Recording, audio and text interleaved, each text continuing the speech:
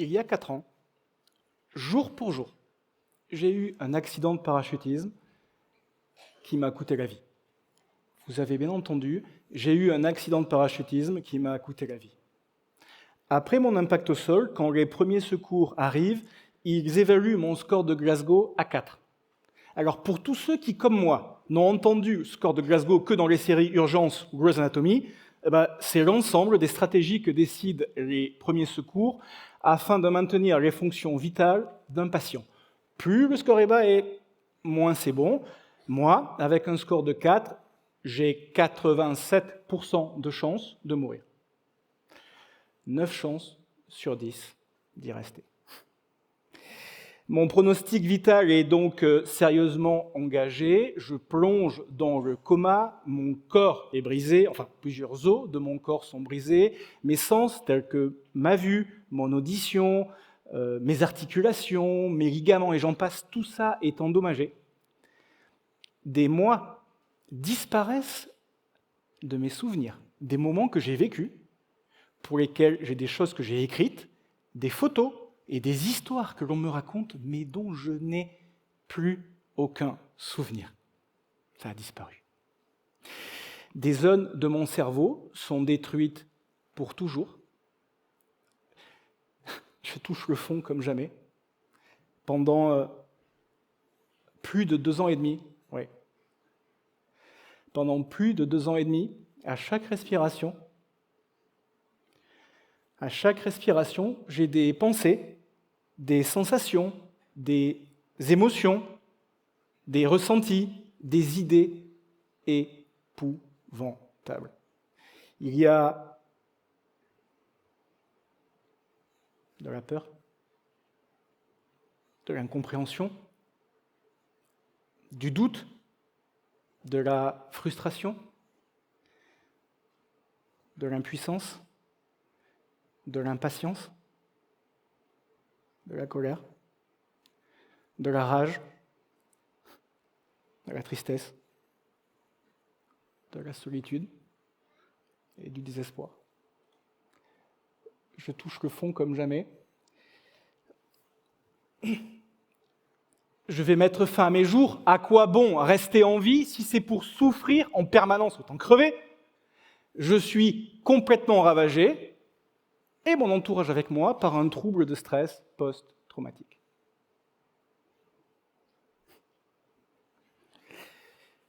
Je suis Dimitri Zamparo, et ce que je viens de vous raconter est à l'origine de ma renaissance. Cette renaissance, elle a commencé sur mon canapé, alors que j'étais en train de faire des recherches sur le stress post-traumatique, quand je découvre complètement par hasard une jeune théorie de la psychologie qui s'appelle la croissance post-traumatique, CPT, croissance post-traumatique. Alors, selon cette théorie qui est méconnue en France, il est possible, à la suite d'une épreuve particulièrement destructrice, de vivre des changements positifs. Et ces changements sont tout aussi bien cognitifs et émotionnels, et ils ont des répercussions dans la vraie vie. J'ai poussé un grand ouf de soulagement. Vous ne pouvez pas imaginer comment ça m'a soulagé, parce que je pensais que j'étais devenu fou. Oui, car certains changements décrits dans cette approche commençaient déjà à se matérialiser. Par exemple, quand j'ai retrouvé mes esprits, après être sorti du coma, de façon totalement spontanée, je ne voyais plus quel était l'intérêt pour moi de poursuivre ma carrière dans le monde d'avant, ce qui était une aberration, parce que j'en avais toujours à rêver. Parce qu'en fait, ce que j'apprends, c'est que ce phénomène de croissance post-traumatique est un phénomène naturel. C'est quelque chose qui se déclenche tout seul, automatiquement.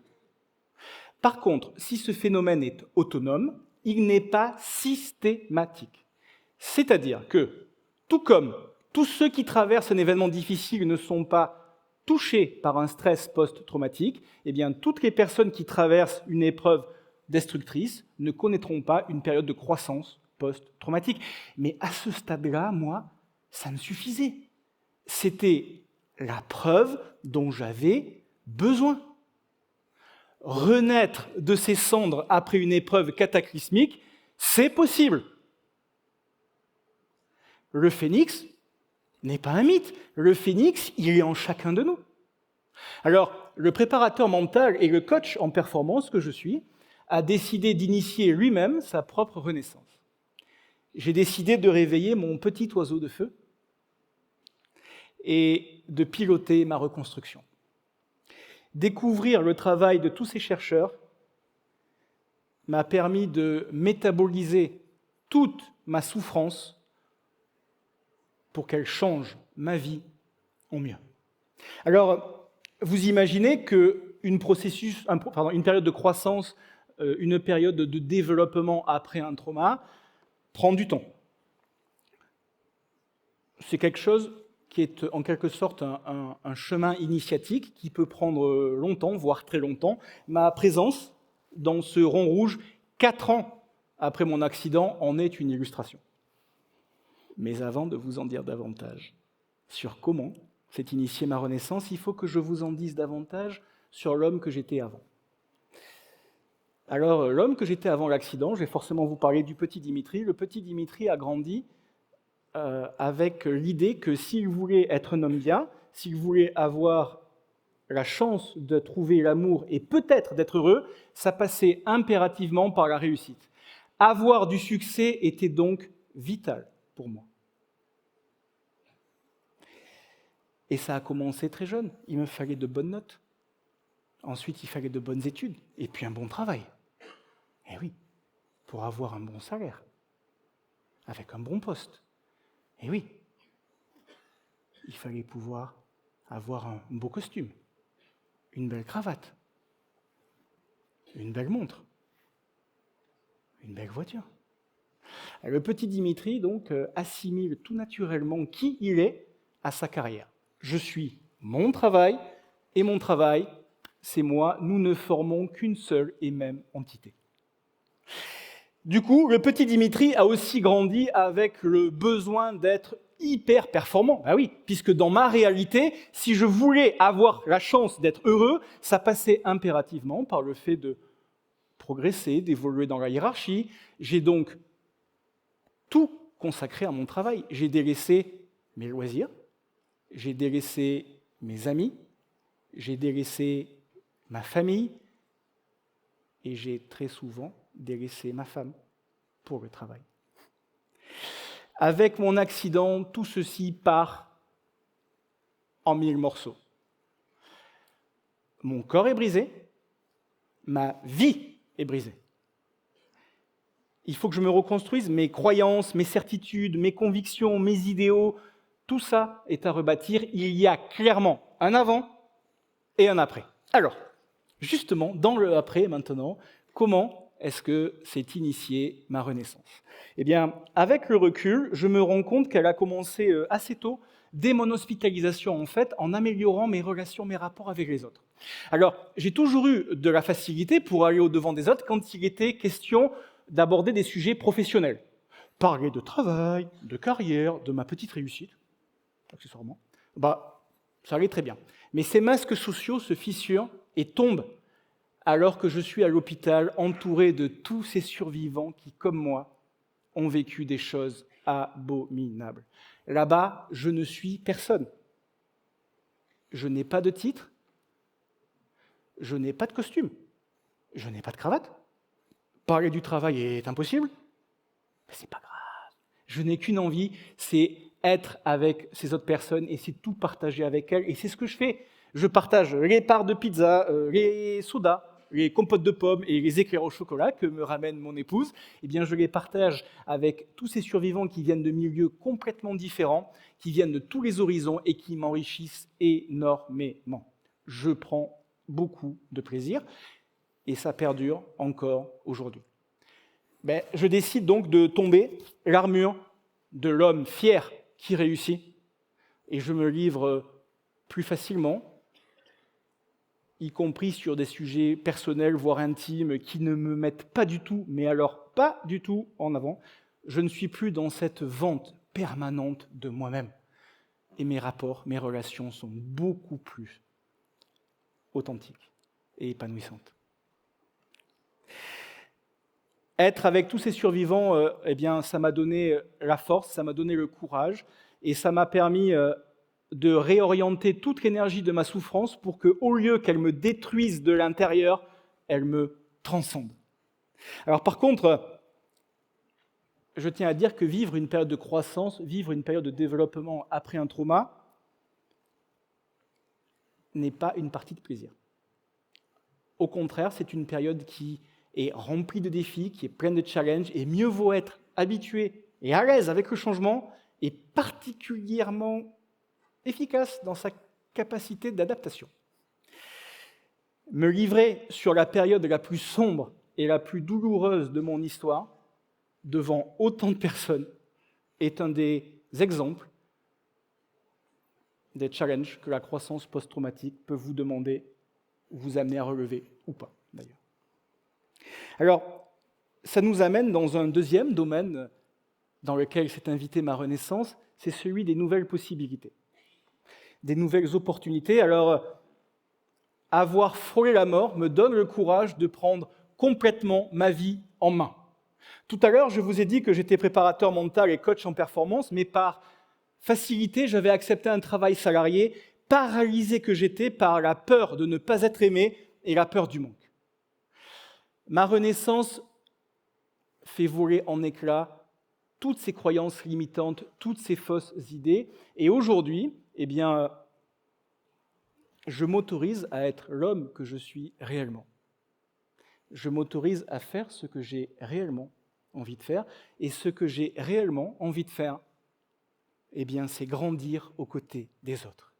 Alors, je partage mon histoire pour envoyer un peu d'espoir et un peu de joie, mais je rêve d'être la personne que j'aurais adoré avoir à mes côtés quand j'étais au plus mal. Je veux être un bon compagnon. Et ça nous amène sur un autre domaine dans lequel s'est invitée ma renaissance, qui est une spiritualité plus importante. Alors la spiritualité, c'est vaste, ça veut dire beaucoup de choses. Pour certains, une spiritualité plus importante, ça passe par une foi religieuse plus forte. Chez moi, c'est passé par le besoin que j'ai eu de me former à l'hypnose, au yoga et de m'intéresser à la numérologie. Toutes ces choses, pour le dirigeant ultra-cartésien que j'étais et qui était complètement perché, un peu farfelu même, eh bien, toutes ces choses sont devenues essentielles. Par exemple, l'hypnose me permet de développer des ressources qui sont en moi. Le yoga, avec la respiration et les postures, me permet de réorienter les énergies négatives pour qu'elles me soient profitables. Je me suis rendu compte de la puissance de notre cerveau et de la force de la conscience, du pouvoir de la conscience. Avec tout ça, vous imaginez que ma vie a beaucoup changé et avec elle, ma capacité à l'apprécier. J'ai eu le besoin de quitter la ville pour la campagne, enfin pour le bord de l'océan, parce que j'avais besoin de vivre dans un cadre plus naturel, au milieu des éléments, afin qu'il recharge ma force vitale. Et donc, aujourd'hui, je suis tellement reconnaissant d'être encore en vie que tous les jours, plusieurs fois par jour, je prends le temps de la savourer. Vous savez, ces petits instants qui vous procurent beaucoup de joie, comme contempler un lever ou un coucher de soleil, regarder le ciel, les nuages, promener son chien en liberté dans la nature, jouer avec lui, lui faire des câlins, des caresses, marcher pieds nus.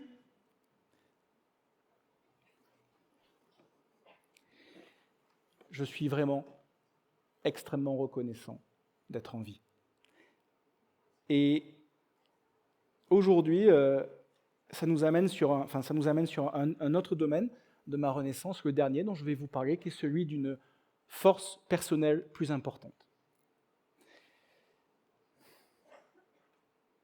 Il y a une citation de Bob Marley qui résume admirablement ce que j'ai vécu. Bob Marley a dit un jour « On ne sait pas à quel point on est fort jusqu'au jour où être fort est la seule option. Donc oui, vivre une renaissance rend fort. Survivre rend fort. Alors j'ai déjoué tous les pronostics. Alors si j'y suis parvenu, c'est bien sûr grâce au travail extraordinaire de tout le personnel médical et paramédical, et franchement, je les remercie. C'est grâce à tous les témoignages de soutien que j'ai reçus de mon environnement personnel et professionnel. Merci. Et c'est grâce à l'accompagnement, bien sûr, de ma famille. Merci, mon cœur, je t'aime. Mais, donc, si je m'en suis sorti, donc c'est bien sûr grâce à tous ces gens, mais pas que, parce que cette épreuve a été tellement dure, elle a été tellement longue, que j'ai trouvé des ressources qui étaient très profondément enfouies en moi et dont je n'avais même pas conscience. Alors forcément, oui, aujourd'hui, j'ai le sentiment d'une force personnelle plus importante. C'est un domaine dans lequel mon épouse a joué un rôle central quand je la remercie de son soutien inconditionnel, de la façon dont elle m'a épaulé. Elle me répond que ce n'a été possible que parce que j'ai fait preuve de volonté et de courage. Elle a puisé sa force en moi et vice-versa. Moi, j'ai retrouvé confiance en moi grâce à elle. Et ouais, aujourd'hui, je croque la vie à pleines dents. Je suis complètement conscient de mes failles. Je suis complètement conscient de mes faiblesses. Et le petit Dimitri, qui se cachait tout le temps parce qu'il avait peur d'être jugé et de ne pas être aimé, a laissé sa place à un homme qui a fait de sa sensibilité, de sa vulnérabilité et de son sourire une force. Peu importe qui que vous soyez un homme ou une femme, peu importe votre âge, peu importe vos origines, peu importe vos croyances et peu importe l'événement que vous traversez là, maintenant, si cet événement est pour vous très difficile, le survivant que je suis a deux choses à vous dire. La première, c'est accueillir tout ce par quoi la souffrance va vous faire passer. Ce n'est pas vous et ça ne durera pas. Ensuite, vous êtes beaucoup plus fort que vous ne le pensez. Une épreuve n'est pas une condamnation à vie et une épreuve peut vous permettre de mener une existence plus épanouissante et plus authentique. Sans cet accident de parachutisme, je serais mort idiot et content de moi.